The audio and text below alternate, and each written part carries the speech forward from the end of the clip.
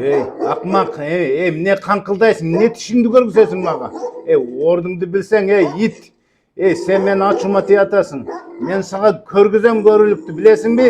Мен сага ордуңду көргүзөм, акмак десе. Дегендей картина кандай көрүнөт экен туугандар? Ар кимибиздин башыбызда бар. Мынакей тест болду. Биз кимбиз?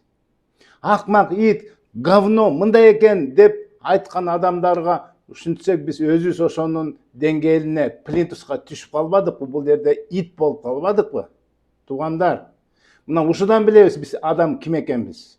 Кереги жок. Бул деген спор билип койгула, канча деген нервти жеп атат, канча деген ооруга алып келип атат, канча деген убактыңар өлүп атат. Керекпи ушул силерге деген суроо туулат.